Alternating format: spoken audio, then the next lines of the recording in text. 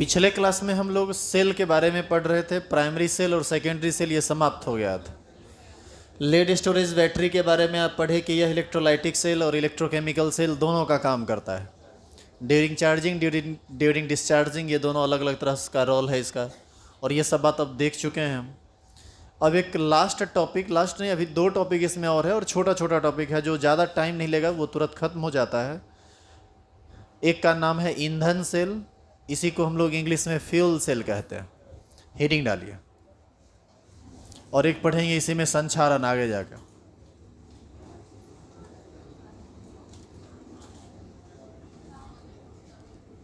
ईंधन सेल,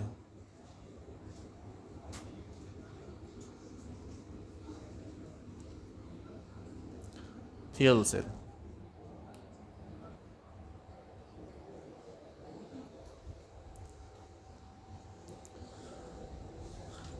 नीचे एरो दीजिए और लिखिए। तो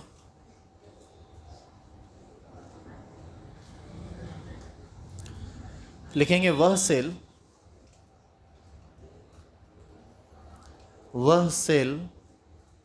जिसमें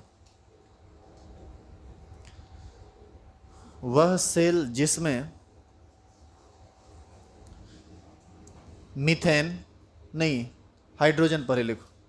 वह सेल जिसमें हाइड्रोजन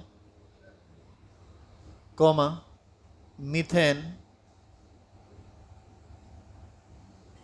तथा मिथेनॉल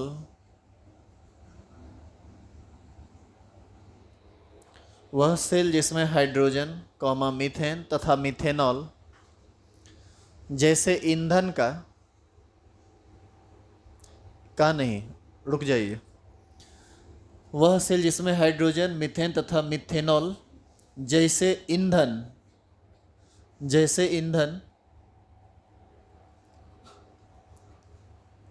के दहन ऊर्जा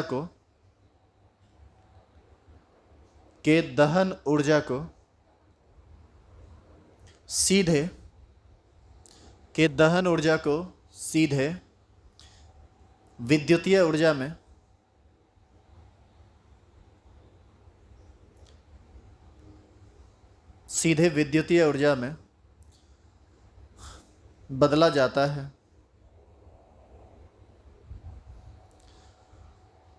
उसे ईंधन सेल कहते हैं।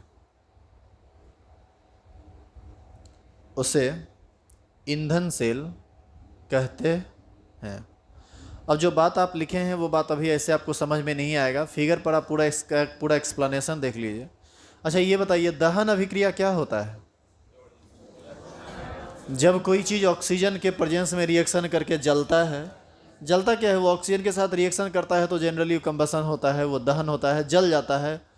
जैसे मीथेन ऑक्सीजन के साथ यदि रिएक्शन करता है तो यह एक्सोथर्मिक रिएक्शन होता है, प्रोडक्ट बनता है कार्बन डाइऑक्साइड और H2O। बहुत ज़्यादा एनर्जी निकलती है, इसी को हम लोग दहन के रूप में देख पाते हैं।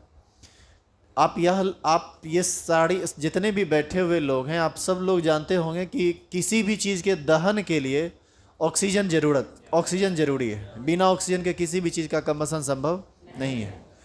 तो अभी हम लोग क्या करेंगे कि हाइड्रोजन हो गया या मीथेन हो गया या मिथेनॉल हो गया, इस सब चीज़ों का हम लोग ऑक्सीजन के साथ रिएक्शन कराएंगे, और ऑक्सीजन के साथ रिएक्शन करा के देखेंगे कि इसके कंबसन को कैसे डायरेक्ट कन्वर्ट कर दिया जाता है इलेक्ट्रिकल एनर्जी में। मतलब इसके कंबसन एनर्जी को डायरेक्ट कैसे कन्वर्ट कर दिया जाता है इलेक्ट्रिसिटी में, इलेक्ट्रिकल एनर्जी में। इसके लिए हम लोग जनरली डिवाइस का उपयोग करेंगे, और उस पूरे डिवाइस को आपको बढ़िया से समझना पड़ेगा। हम देखिए उस डिवाइस को बना रहे हैं, फ्यूल सेल को एक्चुअल में हम बना रहे हैं।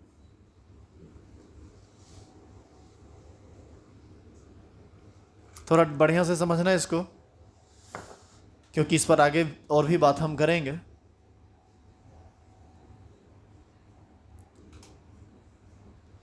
देखो, ईंधन सेल में इस तरह का एक बर्तन होता है, और ये बर्तन बिल्कुल पैक होता है, और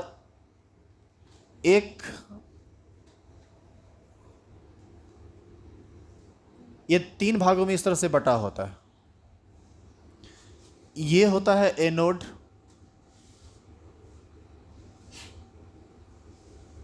और ये होता है कैथोड। इसी से अपना सर्किट पूरा होगा, इस तरह से यदि हम जोड़ देंगे तब। लेकिन अभी तो कुछ डाला गया नहीं है, तो पहले आप उस बात को समझ लीजिए। एक तरफ लिया जाता है ऑक्सीजन गैस, क्या लिया गया? इस टैंक में भरा होता है ऑक्सीजन गैस। इस टैंक में आप उस चीज को भरिए जिसको आप जलाना चाह रहे हैं, मतलब जिसका रिएक्शन आप ऑक्सीजन के साथ कराना चाह रहे हैं। यदि हाइड्रोजन ईंधन वाला बनाना चाहते हैं तो आपको यहाँ पर क्या लेना पड़ेगा? H2। मीथेन को जलाना चाह रहे हैं तो लेना पड़ेगा मीथेन। मिथेनॉल को जलाना चाह रहे हैं तो लेना पड़ेगा मिथेनॉल। लेकिन इधर फिक्स है, ऑक्सीजन लेना ही है, चूंकि फ्यूल सेल है, उसमें ऑक्सीजन की हर हाल में आपको जरूरत पड़ेगी ही पड़ेगी। और बीच में भर लिया जाता है एक्वस सॉल्यूशन ऑफ NaOH और KOH। Aqueous solution of NaOH या KOH का मतलब पानी भरा गया होगा इसमें, यानी यहाँ पर बीच में H2O भी उपस्थित है और भरा गया है उसमें Na+OH- या फिर K+OH-। तो अंदर में वह आयन बन के टूट गया होगा K+ और OH- में। तो यहाँ पर भरपूर मात्रा में OH- होगा, क्योंकि यह तो बेसिक सॉल्यूशन है ना। NaOH टूटेगा ना Na+ और OH- में, तो वहाँ से OH- दे देगा। ये वाला जो चीज़ रहता है एनोड, एक ऐसा एनोड होता है इसमें जिसमें हाइड्रोजन गैस इस सॉल्यूशन के साथ संपर्क कर सकता है। मतलब हाइड्रोजन गैस इसके संपर्क में है और यह इधर आ सकता है, लेकिन ये जो सॉल्यूशन टाइप का चीज़ है वो ना ही इधर आ सकता है और ना ही उधर जा सकता है, क्योंकि ये गैस का टैंक होता है। और जिस प्रकार एक मेम्ब्रेन, ऐसा मेम्ब्रेन लगा होता है जिससे गैसियस मॉलिक्यूल आर पार करेगा, लेकिन लिक्विड का मॉलिक्यूल, सॉलिड का मॉलिक्यूल आर पार नहीं करेगा। यही है पूरा फ्यूल सेल। अब इस फ्यूल सेल में क्या क्या होता है इसको हम रिएक्शन पर बेहतर समझ सकते हैं। तो अब आप इसका रिएक्शन देखिए। हम यहाँ पर नीचे लिखते हैं एट एनोड। एनोड पर क्या होता है बाबू? Oxidation half. ऑक्सीडेशन में क्या होता है? इलेक्ट्रॉन निकलता है या इलेक्ट्रॉन देता है कोई? इलेक्ट्रॉन निकलता है। देखो ये हाइड्रोजन गैस है ना, ये हाइड्रोजन गैस इसके संपर्क में जा सकता है आसानी से। यहां पर क्या है उपस्थित पहले से? OH-। 2OH- के संपर्क में जाने पर यह रिएक्ट होता है और रिएक्ट होने के पश्चात ये बनाता है H2O और प्लस निकालता है ये कितना इलेक्ट्रॉन? 2 इलेक्ट्रॉन। आप चेक कर लो, रिएक्शन आपको बैलेंस नजर आएगा। 2 हाइड्रोजन है, 2 हाइड्रोजन, 4 हाइड्रोजन, 2 दूना 4 hydrogen, 2 oxygen, 2 oxygen, 2 negative charge उधर है, 1 OH पर 1- तो 2 OH, 2- तो 2 निगेटिव इधर भी, उधर भी, और 2 निगेटिव इधर भी। इस तरह से यह रिएक्शन आपको कंप्लीटली बैलेंस दिखेगा और आप देख पा रहे हैं कि इलेक्ट्रॉन निकला है। इलेक्ट्रॉन निकला है मतलब ऑक्सीडेशन हुआ है। अब इसका दूसरा हाफ होगा कौन सा? At cathode. कैथोड में ही क्या होगा?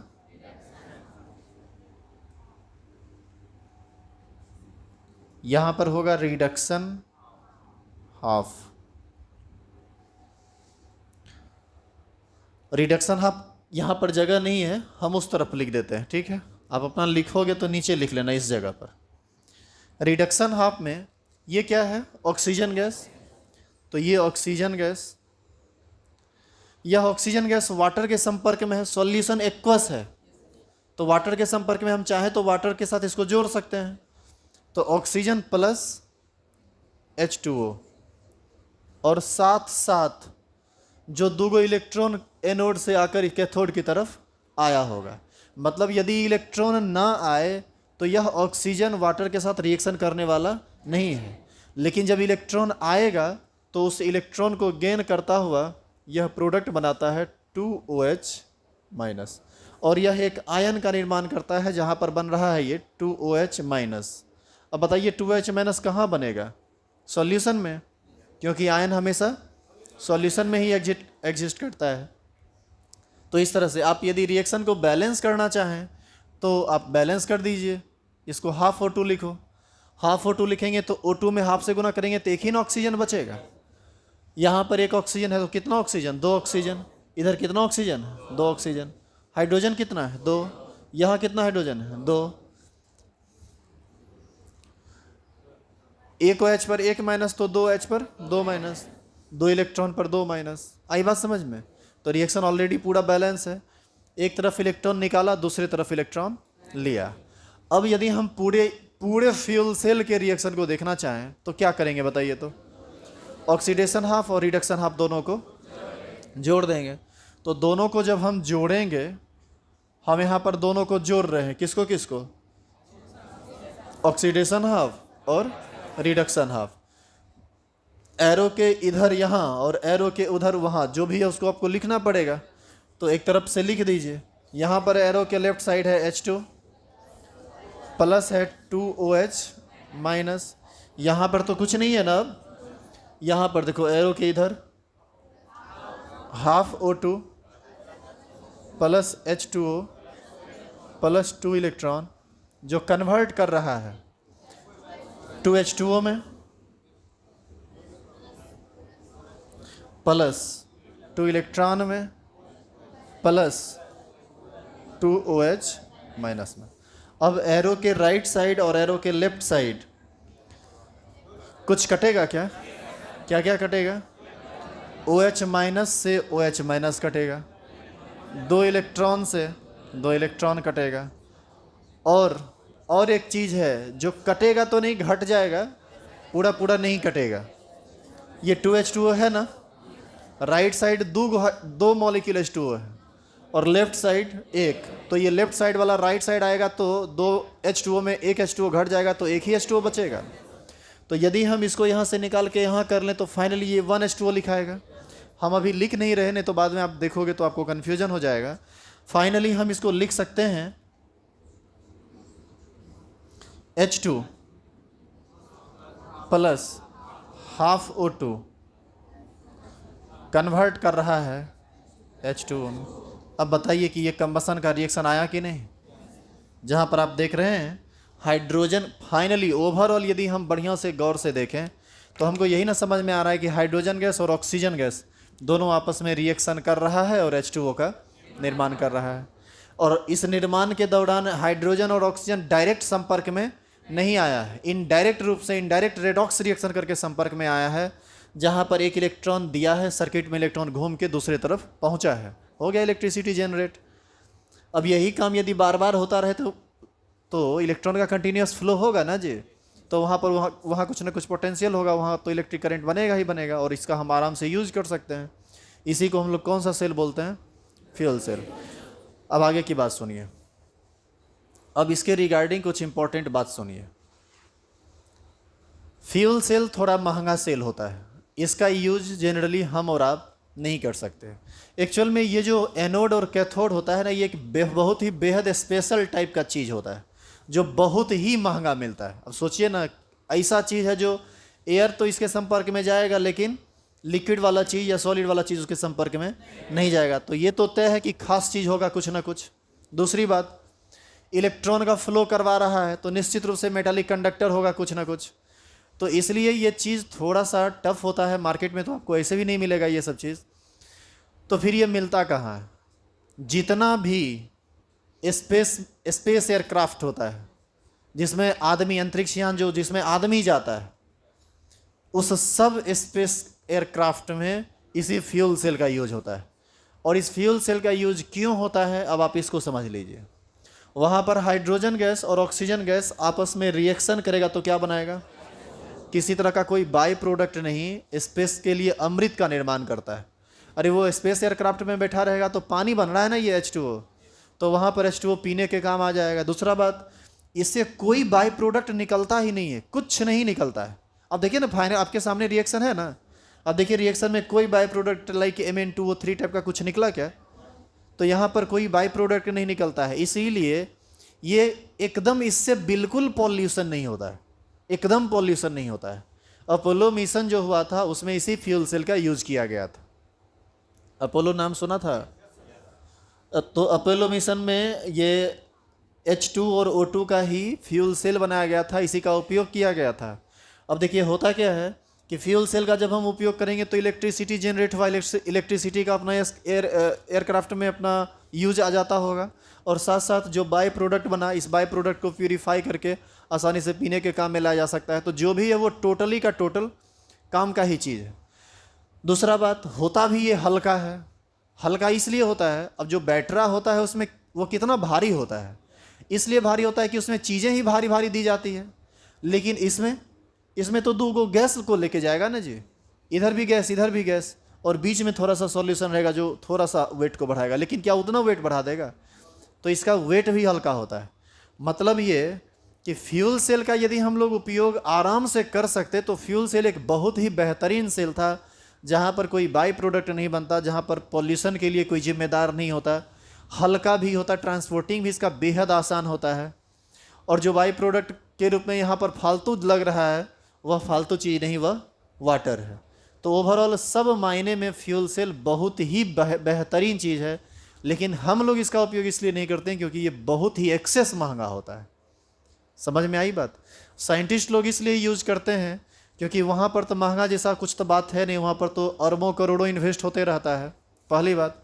दूसरी बात, साइंटिस्ट लोग इस बात का ध्यान रखते हैं, देखो हम लोग जो कुत्ता वाला ज़िंदगी जी लें, बात समझने का प्रयास कीजिए। हम लोग जहाँ मन होता है, जो मन होता है फेंक देते हैं, जो भी निकाले। तुम लोग का भी स्थिति बहुत बढ़िया नहीं है इस सब मामले में। पेन खत्म हुआ, क्लासे में फेंक दिए, लिखो फेंको, ये है यूज एंड थ्रो। मतलब ख़त्म हुआ हो, फेंक दिए, नहीं चल रहा है, फेंक दिए, क्लासे में फेंक दिए। कोई चीज़ खोला, पन्नी उन्नी है, खोल के फेंक दिए। चॉकलेट खाए, ठीक है, क्लासे में फेंकेंगे। तो ये आपका लक्षण है ना। साइंटिस्ट लोग बहुत सोच के चलते हैं। यदि किसी ऐसे सेल का वो यूज करेंगे जिससे पॉल्यूशन होगा तो अंतरिक्ष में पॉल्यूशन फैलने लगेगा, और अंतरिक्ष का पॉल्यूशन बहुत ख़राब होता है। यहाँ पर चीज़ें नीचे जाके बैठ जाएगी, वहाँ यहाँ तो धरती है, ग्रेविटेशन है, वहाँ पर जीरो ग्रेविटेशन पर यदि कोई चीज़ बाहर निकल गया तो वो लगातार स्पेस में घूमता रहेगा, और गलती से भविष्य में कभी भी वह किसी एयरक्राफ्ट के संपर्क में या सैटेलाइट के संपर्क में आ गया तो करोड़ों अरबों का चीज़ इतना छोटा कण से डिस्ट्रॉय हो जाएगा, आग पकड़ लेगा जैसे ही टच में आएगा। तो ऐसी स्थिति में वो लोग इस बात का ध्यान रखते हैं कि स्पेस में किसी तरह का पॉल्यूशन ना हो, कोई बाय प्रोडक्ट हमसे बाहर ना निकले, इसीलिए जनरली इसका यूज़ किया जाता है। तो इसके यूज़ का कारण क्या है? यह बेहद हल्का होता है, इसकी इफ़िशियंसी बहुत ज़्यादा अधिक होती है, और यह प्रदूषण रहित होता है। मतलब इसमें प्रदूषण नाम का कोई चीज़ नहीं होता है। अपोलो मिशन चांद पर जाने के लिए जो एयरक्राफ्ट का यूज़ किया गया था उसमें इसी सेल का उपयोग किया गया था, ऐसा आपसे क्वेश्चन पूछा जाता है। आपको जब ये ऑब्जेक्टिव असाइनमेंट मिलेगा, कुछ दिन में आपको दे दिया जाएगा, तो उसमें ये सब मिलेगा क्वेश्चन, तो सब पर ध्यान रखिएगा। उतारिए सेल, हाँ अब ध्यान दो। इसी में यदि CH4 रहेगा तो CH4 वाला रिएक्शन होगा, इसी में मिथेनॉल रहेगा तो मिथेनॉल वाला रिएक्शन होगा। आपको जो सेल, ये हाइड्रोजन सेल बनाना, हाइड्रोजन ईंधन सेल है ये। यदि हम CH4 लेंगे तो मीथेन ईंधन सेल बनेगा, लेकिन सबसे बेहतर होता है हाइड्रोजन ईंधन सेल, जिसमें प्रोडक्ट जो बनता है वह H2O बनता है। आप देखिएगा बुक में भी आपको यही दिया हुआ है।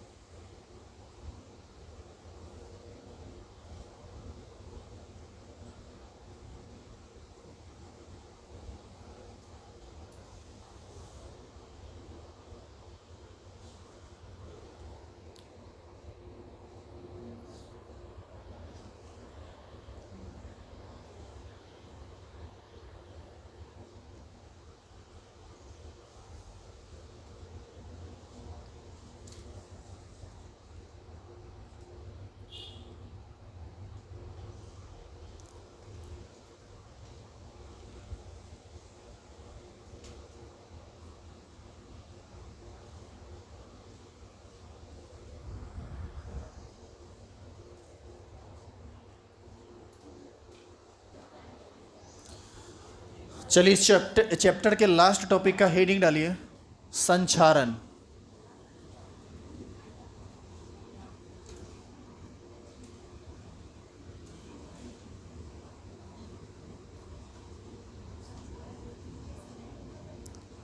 रस्टिंग।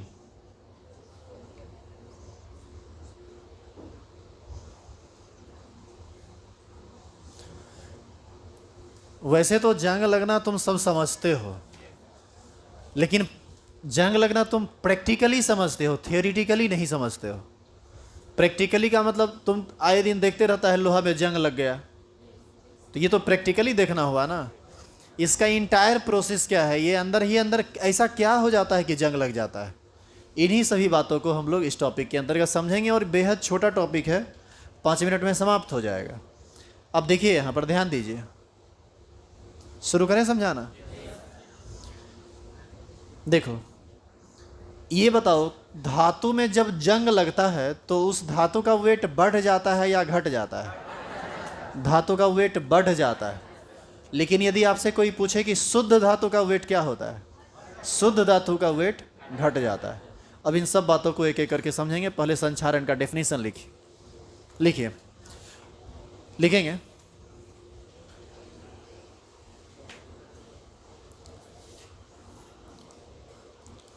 किसी धातु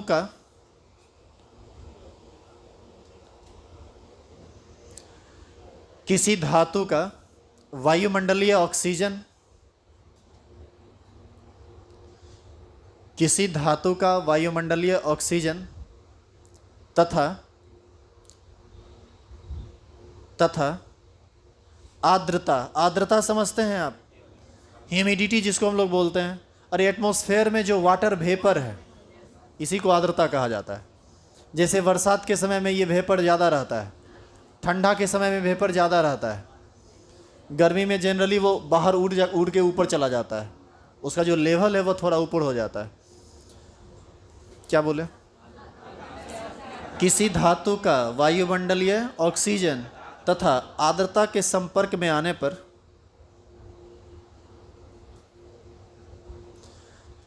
किसी धातु का वायुमंडलीय ऑक्सीजन तथा आर्द्रता के संपर्क में आने पर शुद्ध धातु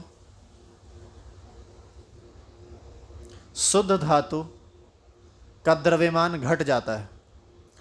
ध्यान रहे, हम धातु नहीं बोल रहे हैं, हम शुद्ध धातु बोल रहे हैं। ओवरऑल वेट बढ़ता है लेकिन शुद्ध धातु का वेट घटता है। शुद्ध धातु की मात्रा, या क्या बोले, शुद्ध धातु की मात्रा या द्रव्यमान, चलेगा, घट जाती है। इस पूरे प्रक्रम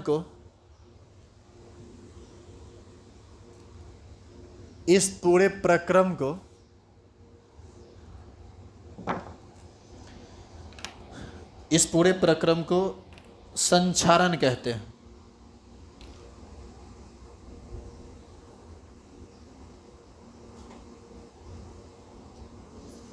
इस पूरे प्रक्रम को संचारण कहते हैं। लिख लिया?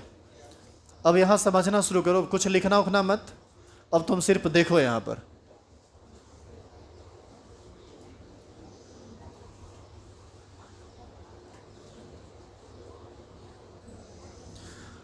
हम रेड पेन से लिख रहे हैं, ध्यान दीजिएगा। आयरन Fe ही है ना, ये 2 इलेक्ट्रॉन का त्याग करके Fe2+ का निर्माण करता है, तो ये 2 इलेक्ट्रॉन निकालेगा। बताइए ये मेटल का कौन सा प्रोसेस कहलाता है? ऑक्सीडेशन। और आपको पता है कि मेटल जो है, मेटल का एटम हमेशा आयनिक फॉर्म में ही रहता है, वह हमेशा इलेक्ट्रॉन निकाल कर रखता है। याद कीजिए मेटालिक बॉन्डिंग में जो बता रहे थे हम एक दिन, तो हर मेटल इलेक्ट्रॉन आराम से निकाल देता है। मेटल का तो बहुत बड़ा प्रॉपर्टी यही है कि वह हमेशा इलेक्ट्रॉन रिलीज करता है। अब देखो, मान लो कि ये लोहा का एक टुकड़ा है, तो लोहा का ये जो टुकड़ा है यह इस फॉर्म में रहता है, आयनिक फॉर्म में, Fe2+ और +2 इलेक्ट्रॉन। ये जो फ्री इलेक्ट्रॉन है, इसी फ्री इलेक्ट्रॉन के कारण यह इलेक्ट्रिसिटी का कंडक्टर होता है, अदरवाइज ये कंडक्टर नहीं होता यदि इसके पास फ्री इलेक्ट्रॉन नहीं होता तो। अब यदि ये धातु, यदि ये लोहा वायुमंडल में है तो आराम से इसको मिल जाएगा ऑक्सीजन मिलेगा ना जी। ऑक्सीजन और यदि आर्द्रता यानी वाष्प का मतलब H2O वेपर, H2O वेपर, यदि H2O वेपर इसको मिल जाए और यदि इस, सुनिएगा ध्यान से, यदि ये एक धातु का रॉड है, मान लो लोहा का है, और इसके संपर्क में आया ऑक्सीजन भी और इसके संपर्क में आया H2O भी, H2O वेपर गैसियस फॉर्म में, तो इसके संपर्क में जैसे ही आएगा तो इसके संपर्क में आने पर इसके पास तो अतिरिक्त इलेक्ट्रॉन है ना, अतिरिक्त इलेक्ट्रॉन को यदि ऑक्सीजन और H2O उसी जगह पर गेन कर ले तो आपको पता है कि किस चीज़ का निर्माण होगा, इस चीज़ का निर्माण होगा। देख रहे हैं रिएक्शन। अभी जस्ट बताया गया है कि O2 H2O जब 2 इलेक्ट्रॉन गेन करता है तो OH में कन्वर्ट करता है। इसका मतलब है कि यदि इस ऑक्सीजन को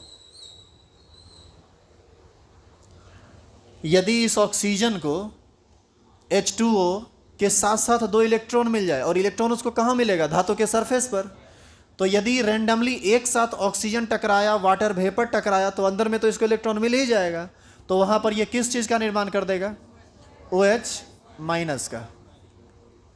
कोई दिक्कत है इसमें? यदि आप इसी रिएक्शन में यहाँ पर 2 कर दें तो यहाँ पर टोटल कितना OH बनेगा, 4। इसी को आप, इस रिएक्शन को आप 2 से मल्टीप्लाई कर दीजिए, और हाँ, ये इलेक्ट्रॉन भी कितना ग्रहण करेगा, 4। ये बैलेंस करने की चीज़ है, आप देख लो, 2 ऑक्सीजन 2 ऑक्सीजन 4 ऑक्सीजन 4 ऑक्सीजन, 2 दूना 4 hydrogen 4 hydrogen, 4 minus charge 4 minus charge. कुछ नहीं हम किए हैं, इसी रिएक्शन को हम 2 से गुना किए, 2 से गुना करके देखो ना, सेम चीज़ हो जाएगा। 2 से गुना करेंगे, 2 से 2 कट जाएगा, बचेगा ऑक्सीजन, ये हो जाएगा 2H2O, ये हो जाएगा 4 इलेक्ट्रॉन, और ये हो जाएगा, आई बात समझ में? अब देखो, ये यदि ध्यान देना, ये यदि Fe 2 इलेक्ट्रॉन निकाला था तो ये बना किस में था, Fe2 प्लस में। हम सिर्फ रिएक्शन को बैलेंस करने के लिए ऐसा बताए थे, फिर हम इसको फिर अपने जगह पर ले आते हैं।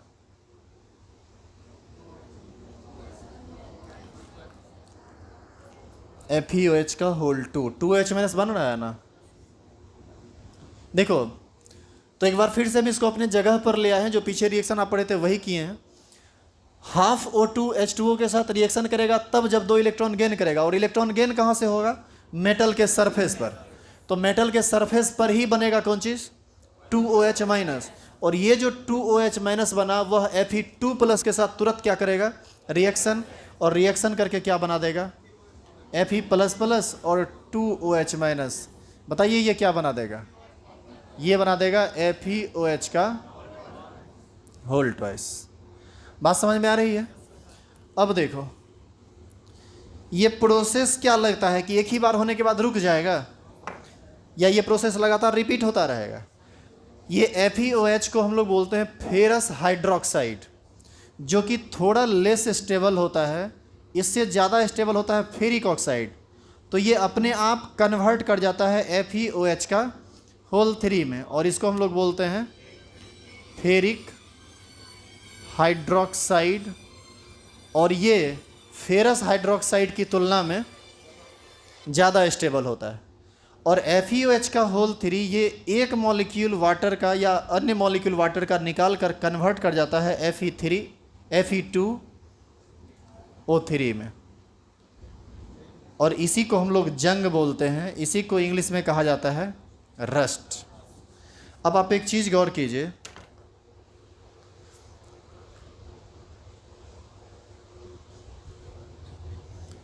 वहाँ से इस स्विच को ऑफ करो, तो जब तो स्विच जो बोलते हैं ऑफ करने के लिए बोल करो, तो ऊपर वाले बोर्ड का सबसे नीचे वाला, नीचे उससे ऊपर वाला स्विच, उसको ऑन कीजिए। हाँ उसी को, इधर वाले नीचे वाला बोर्ड का कोना वाला ऑफ करो, तो हाँ उसी को, हाँ छोड़ दीजिए, बैठ जाइए। देखो अब लोग ध्यान दो इधर, हम अब ये कह रहे हैं कि हमारे पास ये लोहा का टुकड़ा था और ये प्योर आयरन था, इसमें कुछ भी मिला हुआ नहीं था। इस आयरन के संपर्क में आया वायुमंडल का हवा, मतलब ऑक्सीजन, और इसके संपर्क में आया वायुमंडल में जो आर्द्रता है यानी वाष्प जो वाटर वेपर है वो, ये दोनों एक दूसरे के संपर्क में आया। हम जानते हैं कि मेटल जो होता है वह आयनिक फॉर्म में होता है, इलेक्ट्रॉन को फ्री किए हुए होता है, मतलब इसके पास इलेक्ट्रॉन की कोई कमी नहीं है। और यदि आपको कमी लगता है तो करंट डाल के छू के देखो, यदि करंट मारा तो इलेक्ट्रॉन की कमी इसके पास नहीं है। इसी वजह से तो ये मेटलिक कंडक्टर होता है, इसी को तो हम फ्री इलेक्ट्रॉन कहते हैं। तो अब ये ऑक्सीजन और वाटर जब इसके संपर्क में आया तो इसको बेहद आसानी से मिल गया कौन चीज़, इलेक्ट्रॉन। और हम जानते हैं कि वाटर और H2O एक साथ आकर यदि इलेक्ट्रॉन गेन कर ले तो वह कन्वर्ट कर जाएगा 2H- में। तो ये जो आयन बना 2OH-, यह Fe++ के साथ रिएक्शन कर लिया, क्योंकि Fe++ के कारण ही ना इलेक्ट्रॉन आया था। तो Fe++ के साथ 2 OH- मिला और FeOH का होल 2 बना दिया, जो कि लेस स्टेबल है, वो अपने आप कन्वर्ट कर जाता है आगे जाकर FeOH का होल 3 में। और यह वाटर का फिर से रिलीज करके, और ये प्रोसेस बहुत धीरे धीरे होता है, और यह वाटर एक मतलब वाटर के मॉलिक्यूल को रिलीज करके कन्वर्ट कर जाता है धीरे धीरे किस में, Fe2O3 में। तो जो चीज़ पहले शुद्ध आयरन था उसका जो ऊपरी परत है, अच्छा ये जो ऑक्सीजन टकराएगा या वाटर वेपर टकराएगा, क्या इसके बीच में घुस के टकराएगा? कहाँ टकराएगा? इसके सतह पर टकराएगा। तो ये घटना भी कहाँ पर होगी?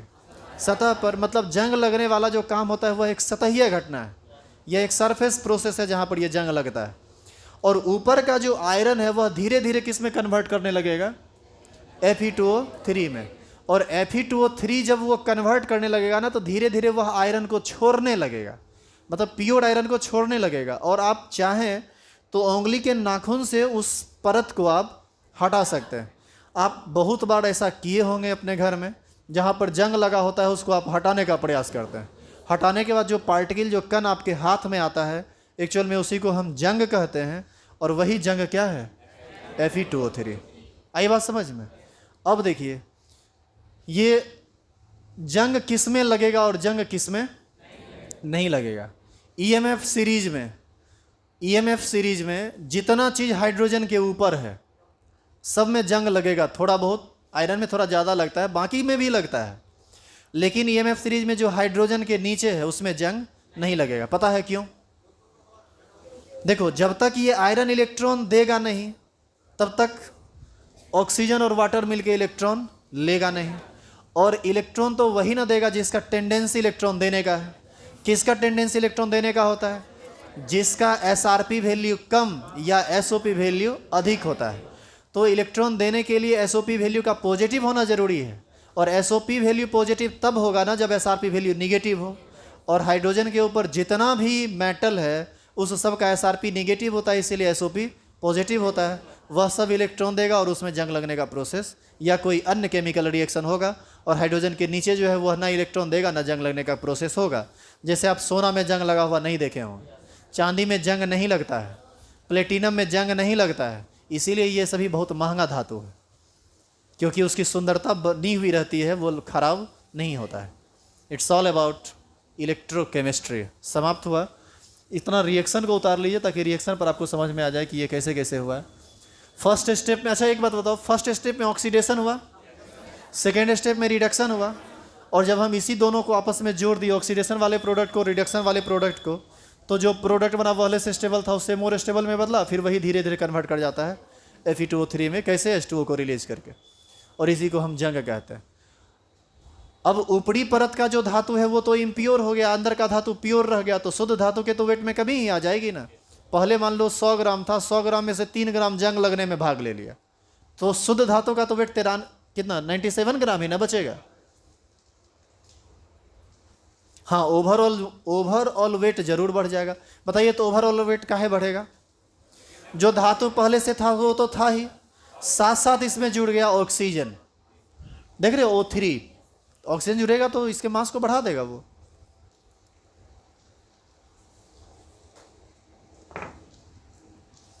कल से नया टॉपिक स्टार्ट होगा। टॉपिक का नाम है कोऑर्डिनेशन कंपाउंड, उप सहसंयोजन यौगिक। शुरू में यूट्यूब पर थोड़ा बहुत पढ़ाई हुई थी इसकी, लेकिन जैसे तैसे हुआ था, उस समय व्यवस्था अच्छा नहीं था, लॉकडाउन, कंप्लीट लॉकडाउन था और कुछ कर नहीं पा रहे थे हम, तो उसको हम फिर से शुरू से ही करेंगे। आप क्लास कंटिन्यू रहिएगा, चूँकि आप सब लोग बहुत ज़्यादा लोग पढ़े हुए भी हैं और बहुत सारे लोग ऐसे भी हैं जो नहीं भी पढ़े हैं, जो पढ़े हुए एक बार रिवाइज कर लोगे, जो नहीं पढ़े हो शुरू से पढ़ लोगे। दूसरा, यूट्यूब पर वो सारा फाइल डिलीट हो गया है, अदरवाइज हम आपको बोलते कि पढ़ लीजिए, लेकिन सबके पास व्यवस्था भी तो नहीं है। तो 2-3 दिन हमको लगेगा, उसको पकड़ने में ज़्यादा वक्त लगेगा नहीं, हम थोड़ा तेज़ी से करके उसको ख़त्म कर देंगे। और आप ये सोच रहे होंगे कि कोऑर्डिनेशन कंपाउंड समाप्त हो गया, तो आप गलत सोच रहे हैं। कोऑर्डिनेशन कंपाउंड वो जो यूट्यूब पर जो हुआ था, वो मुश्किल से 10% सिलेबस था, 90% अभी बचा हुआ है। इसीलिए आगे की बातें अगले क्लास में होगी। हो गया, उतार लिए?